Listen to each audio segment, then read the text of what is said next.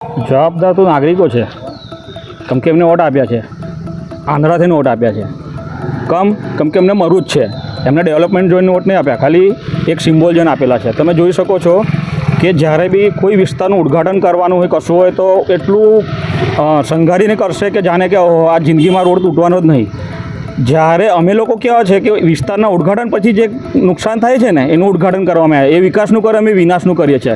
તમે જોઈ શકો છો કે જે રોડનું ઉદ્ઘાટન એમને કર્યું છે, એ રોડ ના બેસેલો હોય તો તમને ખ્યાલ હશે, એકવાર રાકેશભાઈએ કીધું હતું કે મારા 1 કિલોમીટરના અંદર એક બી ખાડો ના મળે તો મારે 1000 રૂપિયાની ઇનામ. અમે તો લાખ રૂપિયાની ડિમાન્ડ મૂકી છે કે લાખ રૂપિયાની ઇનામ મળશે તમને જો અમારા વિસ્તારમાં ખાડા ના દેખાય તો. શ્રીફેડ તો આ વિનાશનું છે કે આ શ્રીફેડથી આપણા ત્યાં કેવું છે, ધર્મને બહુ માને છે, એ ગભરાઈ જશે નારિયેલ જોઈને, દૂર થશે. કે કંઈક ચકલું બકલું છે એટલે એ ત્યાં જાય નહીં ખાડામાં. એ સતર્કતા માટે અમે વધેલું છે. ભાજપના કાઉન્સિલરો શું કરે છે? ભાજપના કાઉન્સિલરો થાકી ગયા છે, એમને આરામ કરવા દો. કેમ કે પ્રચાર કરીને એટલા થાકી ગયા છે ને કે હવે એ લોકો જ્યારે કોઈ મરશે, જ્યારે કંઈક બહુ મોટી ઘટના થશે ત્યારે જાગીને આવશે.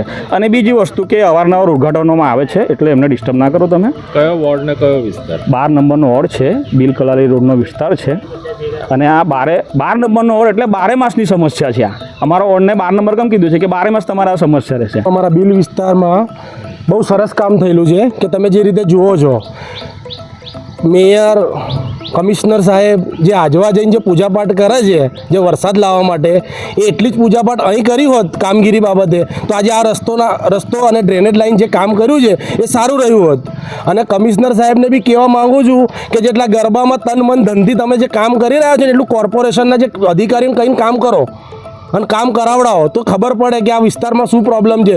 સવારમાં ઉઠીને લેડીઝ બિચારા છોકરાને મૂકવા જાય છે સ્કૂલે અને પડી જાય છે અને ઘરે પાછું આવવું પડે ને હોસ્પિટલ જવું પડે છે.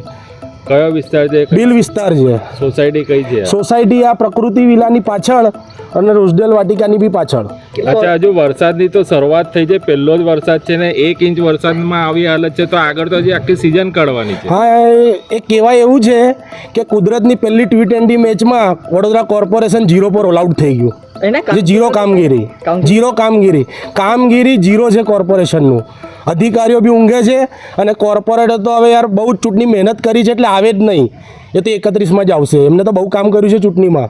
પૂર્વ કાઉન્સિલર હોય કે નવા કાઉન્સિલર હોય કોઈ દેખાતા નથી. એમને ચૂંટણીમાં બહુ મહેનત કરી છે જીતવા માટે. એ 31માં જ આવશે. એમનું તો નામ લેવાનું જ નહીં.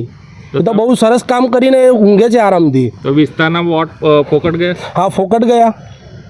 તો હવે એમને અહીંયા આવવું જોઈએ તો ત્યારે આવવું જોઈએ એટલે કામ કરવું જોઈએ. ઘરે બેસીને બધી વાતાચીત ફોન પર ના કરાય, આવવું પડે અને દેખાવું પડે અને કામગીરી કરવી પડે. વિસ્તારની અંદર ખાડા પડી ગયા છે, ડ્રેનેજ લાઇન, આ જેને બી ડ્રેનેજ લાઇનનું જેણે બી કામ કર્યું છે કોન્ટ્રાક્ટરને એને પહેલાં બોલાવો અને એની પાસેથી આ કામ કરાવડાવો. અચ્છા, એને બ્લેકલિસ્ટ કરવી પડે? બ્લેકલિસ્ટ કરવું પડે, 100% એને બ્લેકલિસ્ટ કરવું પડે. કેટલા દિવસમાં આ કામની માંગણી તમારી છે? હમણાં વરસાદી કામ છે, તાત્કાલિક કરવું પડે. માંગણી તો શું 2 દિવસમાં થાય તો સારામાં સારું છે.